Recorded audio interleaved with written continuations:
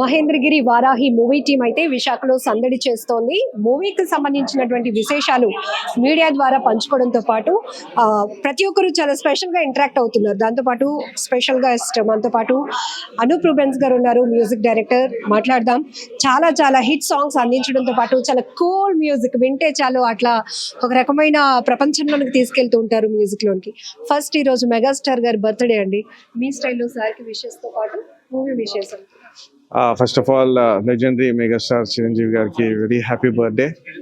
ఆయన ఎంతో మందికి ఇన్స్పిరేషన్ అండ్ ఆయన చేసే మంచి కార్యక్రమాలు ఎన్నో ఉన్నాయి, ఎంతో మందికి హెల్ప్ఫుల్గా ఉంటారు. సో నేను కూడా పర్సనల్గా ఆయన్ని కలవడం జరిగింది ఒకసారి.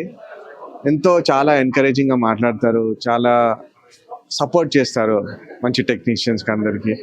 So wish you a very happy birthday sir. Many more years of good health and prosperity.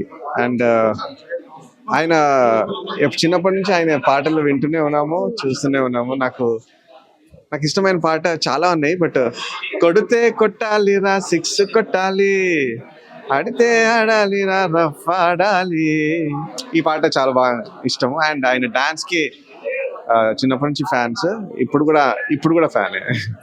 And coming to Mahendragiri Varahi, so devotional theme అంటున్నారు, థ్రిల్లింగ్ గా ఉండబోతోంది అంటున్నారు. మ్యూజిక్ ఇందులో చాలా కీలకమైన రోల్ ఉంటుంది. ఎట్లా అనిపించింది? ఎస్పెషల్లీ బ్యాక్గ్రౌండ్ స్కోర్ అండి దీంట్లో. It's a very powerful movie and చాలా it's a thriller. So background score చాలా ఎగ్జైటింగ్గా ఫీల్ అవుతున్నాను, because we are working on the background score. చాలా బాగా వస్తుంది. సో మా ప్రొడ్యూసర్ గారు అందరూ చూసి చాలా ఎగ్జైటింగ్గా ఫీల్ అయ్యారు. సో లుకింగ్ ఫార్వర్డ్ అదే ఆడియన్స్ కూడా ఫీల్ అవుతారని. కొన్ని డివోషనల్ థీమ్ మూవీస్ చూసినప్పుడు రోమాలు నిక్కపోవడమే కాకుండా కొంతమందికి ఫీల్ అవుతారు ఆ ఎనర్జీని, పాజిటివ్ ఎనర్జీని. ఇందులో బీజిఎం అనేది చాలా ఎక్కువ రోల్ పోషిస్తూ ఉంటుంది. ఈ కాన్సెప్ట్ చూస్తే అమ్మవారి విగ్రహాన్ని చూస్తే చాలా దానికి తగ్గట్టు మూవీ ప్రతి సీన్ కి మీ యా డెఫినెట్లీ బీజిఎం కొరకే కొన్ని సీన్స్ డిజైన్ చేయడం జరిగింది. సో సాంగ్స్ ఉంటాయి మధ్యలో అండ్ పవర్ఫుల్ లిరిక్స్ తో సాంగ్ ఉంటాయి. సో అది మీరు చూస్తే అది ఎక్స్పీరియన్స్ అవుతారని అనుకుంటున్నాను. సో అనూప్ గారు, ఫైనల్ గా యూత్ కోసం మాట్లాడాలి అంటే సాడ్ అయినా ఎంజాయ్మెంట్ అయినా మ్యూజిక్ తో కనెక్టింగ్ అయ్యేది ఎక్కువ ఉంటుంది. అందులోనూ లవ్ థీమ్ వచ్చేటప్పటికి లవ్ మ్యూజిక్స్ ఎక్కువగా లైక్ చేస్తూ ఉంటారు. మీ ఫర్దర్ ఎక్స్పెక్టేషన్స్ కానీ అట్లా ఏముంటాయి? నెక్స్ట్ ఏమైనా ప్రాజెక్ట్స్ కానీ? మంచి ప్రాజెక్ట్స్ వస్తున్నాయండి. లైక్ నెక్స్ట్ అప్కమింగ్ లైనప్ ఉంది. సో డెఫినెట్ గా ఒక మంచి ప్రాజెక్ట్స్ తో ముందుకు వస్తున్నాను మీ ముందుకి. రైట్ అండి, థ్యాంక్ యూ.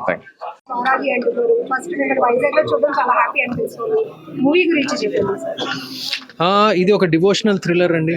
డివోషనల్ థ్రిల్లర్ అంటే భక్తిపరమైన అంశాలతో కూడిన యాక్షన్ థ్రిల్లర్. ఇది మన ఎస్పెషలీ ఇప్పుడు మన తెలుగు జానరా, తెలుగు ఇండస్ట్రీలో కొంచెం ఇలాంటి జానరా ఒక 3 సంవత్సరాల నుంచి బాగా ఫేమస్ అయింది. ఫేమస్ అయ్యే ముందే మేము ఈ సబ్జెక్టు ఎంచుకున్నాం. అంటే ఈ మధ్య విరూపాక్ష, కాంతారాలు ఈ సినిమాలన్నీ వచ్చాయి. ఆ ట్రెండ్లో ఆ జానరాలో ఇది ఒక చాలా మంచి ఎడిషన్ అవుతుందని మా నమ్మకం అండి. సో ప్రేక్షకులు చాలా యాక్షన్ మూవీస్ ని బాగా ఎక్స్పెక్ట్ చేస్తున్నారు. కొన్ని మూవీస్ అంటే ఎగ్జాంపుల్ చెప్పకూడదు కానీ ఎక్స్పెక్టేషన్స్ కూడా మారాయి. బట్ ఈ థీమ్ తో వచ్చిన మూవీస్ కి కూడా కథలో స్టఫ్ ఉంటే ఖచ్చితంగా ఆదరిస్తారు అంటే మీరు ఎట్లా అన్నారు? కథలో ఎప్పుడు స్టఫ్ ఉండాలండి. కథలో స్టఫ్ ఉండటం మూలంగానే నేను ఈ సబ్జెక్ట్ని ఎంచుకున్నాను. ఎందుకంటే నేను జస్ట్ కేవలం యాక్షన్ కోసం, కేవలం మాస్ ఎలిమెంట్స్ కోసం, అది నా కెరియర్ చూస్తేనే తెలుస్తుంది. నేను ఎప్పుడు సబ్జెక్ట్ పట్ల నేను అప్పుడప్పుడు వర్కౌట్ కాకపోయినా కూడా నేను ఎప్పుడు సబ్జెక్ట్ మెయిన్ అని నేను నమ్ముతాను. హీరో కన్నా సబ్జెక్ట్ మెయిన్. దర్శకుడు is the captain of the ship అని నేను ఎప్పుడు నమ్ముతాను. ఆ నమ్మకంతోనే ఈ సినిమా చేయడం జరిగిందండి.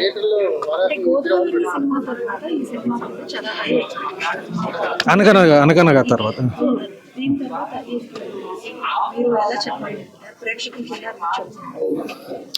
అది ఒక వేరే సినిమా అండి. అనగనగా అనేది దట్స్ అ కంప్లీట్లీ డిఫరెంట్ జానరా. అది చాలా పెద్ద హిట్ అయినందుకు అది ఓటీటీలో నాకు చాలా సంతోషంగా ఉంది. నాకు ఎప్పుడు డిఫరెంట్ జానరాస్ చేయటం నాకు ఇష్టం. ఒకే దానికి పరిమితం అవ్వకూడదు అనేదే నా ఫీలింగ్ ఎప్పటి నుంచో.